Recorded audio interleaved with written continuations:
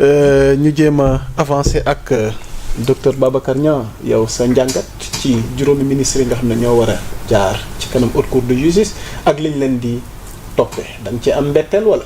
D'abord, par rapport à la religion nii wax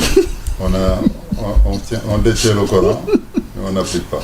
Mais nous les intellectuels on détient les diplômes. Oui. On détient les diplômes. Et qu'est-ce qu'on en fait? On n'applique pas non plus. jégal micro bi docteur macha allah on n'applique pas même non plus. Fonctionnaire boo gën a gis dafa jàng ba teg ay diplôme. Diplôme yooyu lu ñu ko wax. te jour booy dem nga juré. sur la tête de mes enfants et sur la tête de kii naa def li yàq li. Donc on est même dans la même logique en tout cas c'est des copier-coller quoi. Copier-coller oui. Bon kii man defe naa est-ce que 5 rek la ñu am na ñu des de.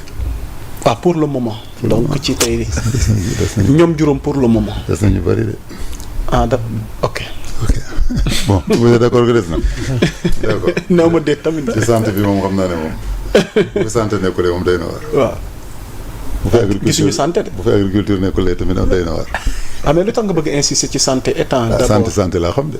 waaw alors sur le cas santé da nga jàpp ni tey waroon na fee teew ci juróomi da nga jàpp ni le ministre de la santé à l'époque waroon nañ ko boole ci liste bi à l'époque wala maintenant. waaw mais ci kii bi ci nguuru mag yi parce que rapport yi leen jàppul. Cour des comptes waxul dara. waaw gisuñu fi. mais am na ku reconnaître ne 6 milliards rek la ñu 6 milliards rek la ñu war a justifié wul non officiellement. C'est pas ça. Si. nee na 6 milliards seulement. 6 selon Moustapha Ba. 6 milliards tuuti na si yéen wala. tuutiwul de. en France sax tuutiwul docteur. tuutiwul non mais nag gis mu ngi noonu kooku moom il a reconnu même que 6 milliards rek la bon que léegi nag xaw ma lan la woon ministère lan la Prodac ministère lan la. non Prodac dañ ko logé woon ca jeunesse ak emploi. dañ ko logé woon à jeunesse et emploi mais c'était l'agriculture. C'était l'agriculture domaine agricole communautaire d'accord. man ñaar yooyu rek laa ci bëggoon ñu dolli ñaar yooyu daal laa gën a xam. maanaam au-delà de ces 5 ministères yi war a dem haute cour de justice jàpp nga ni santé ak agriculture. boo génnee Prodac bu fekkee agriculture li mu nekk daal waroon na dem aussi. santé ak agriculture. waaw. ah santé de moo waroon na cee bokk. agriculture bi ñu yaakaar tey ñu bëgg ci lekk bëgg ci naan. bu ñu demee ba di ko faagaagal c'est vraiment grave te li may gis ci paysans yi ñuy liggéey.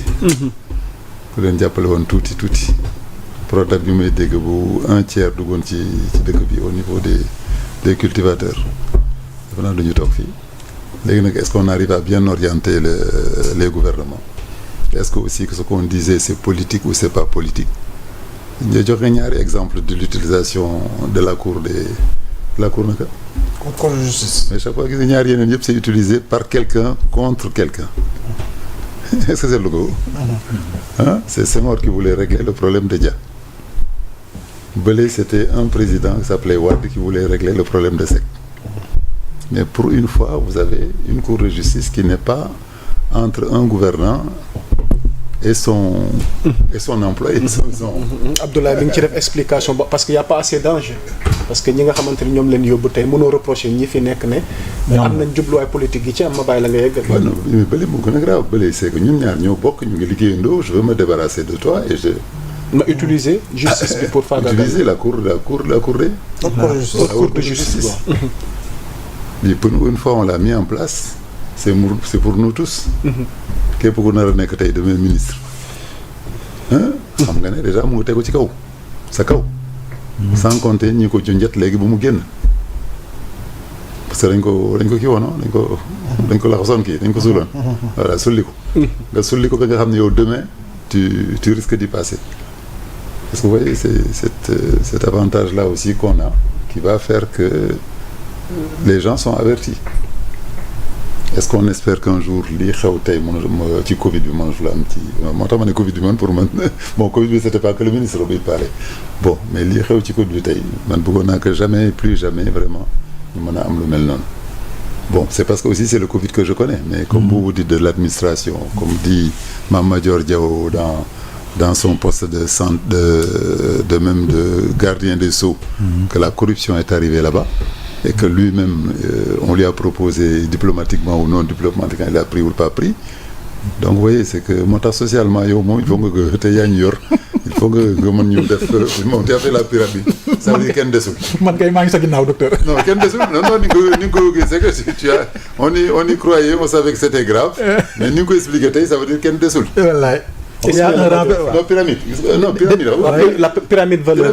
il y a un renversement de la pyramide. voilà inversement de la pyramide. soit inversé ou pas ça veut dire que fu mu jógee day ñëppay tax. ah docteur xanaa da nga am mbégteel ci kaw Ismaïla Madior Fall bi. mbetteel waaw. non mais justement le contraire. waaw moom mbégteel ça veut dire kenn ñun ñii sax est-ce que demain on va pas être après. tu commences à dire. dafa dem ba tey c'est et puis même sunu famille gis nga ko. oui yow foo nekk yaa nekk Sénégal 7 mbar yaa ngi góorgóorlu. mbar yaa ngi toppatoo sa bopp. oui loolu lañ la jëkk wax. profitool de. waaw yooyu da la ñuy wax lañ lay wax attention mercredi mu ngi ñëw mercredi bientôt la xam nga par mercredi la. oui famille c'est boobu xam nañ ko da nga gis ay maires yoo xam ne ñu ne décision de nomination mercredi la. oui jànguñu A jànguñu B. oui donc ce qui fait que socialement ni nga ko waxee encore. oui tey ça tombe bien qu'on a un sociologue. la c'est de pression savoir sociale. que c'est devient un poids profond, c'est infiltré, et comme tu dis tout est monétarisé. Tout est monétarisé, tout. jàngi école ça c'est monétarisé. oui ah bu amul xaalis doo jàng. livre yi xale di jàng c'est monétarisé. lépp jàngi école léegi c'est monétarisé. J'ai vu un village là tu dois payer 250 balaa nga dugg ci classe. wala ngay dugg ci classe. Pourquoi nee nañu les maîtres là il faut les payer. C'est des maîtres qui sont pas au nombre. Il faut les payer des maîtres les amener. Le petit gosse là à 6 ans. oui Hein? Il va dire à son père jox ma 250. comme si c'était pas une école publique. wala papa dañ ma dàq léegi jox ma vite les 250. oui sinon je suis devant la porte. donc vraiment ça a atteint un niveau boo xam ne vraiment mais je sais pas quel argument on peut utiliser mais c'est plus que profond et c'est grave. tey bu ñu nee 5 personnes lañ jël pays bëgg leen teg foofu. bon c'est un bon exemple nañu dem ñu xool. dañu gis léegi bu ñu demee ne la ay doom ay chanteurs ay.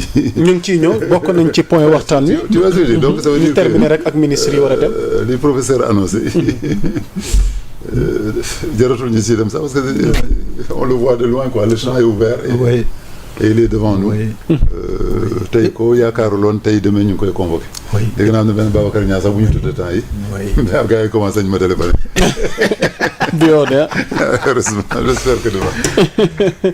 espérons que Dio alors grand Abdoulaye dañuy wéyale waxtaan wi parce que tamit am na ki ñuy wax Amadou Sall nekkoon doom ci ancien président Macky Sall moom it ñu ngi xaar mu ñëw leeral ci liñ koy tudd ci coowal 125 milliards waaye moom du moom kese à la grande surprise de tout le monde un artiste chanteur du nom de Wally Ballago Seck tamit ñu ngi koy xaar mu war a ñëw wuy yoon ngir leeral implication par rapport à ces dossiers. alors quel décryptage déjà pour le cas d'Amadou Sall mi nga xamante ne waxtu wi ñu ngi ñuy signaler ne mi ngi aux États-Unis est-ce que dina ñëw est-ce que du ñëw beaucoup de surprises quand même. waaw ça veut dire que justice ça bu jëlee au sérieux ce qu'il faut faire comme travail. Il y a toujours des surprises surtout nag lu jëm ci enquête yi nga xam ne moom la ñu lancé.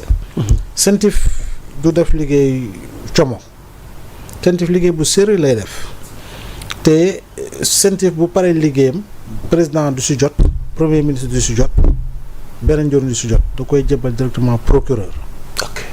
su ko joxee procureur le procureur a l'obligation de remettre le dossier à un juge d'instruction pour wax ne CENTIF du affaire u caaxaan.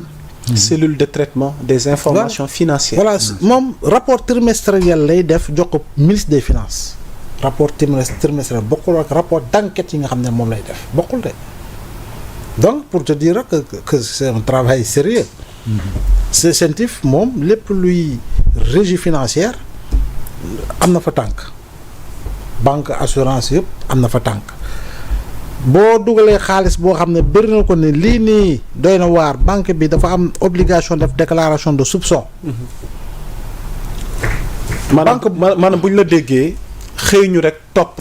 ku mel ni Wally Seck wala topp ku mel ni Amadou Sall parce que daf leen a neex. non jamais c'est parce qu'il y a des soupçons. Il y a des déclarations de soupçon. parce que si on prend le cas de l'artiste bof.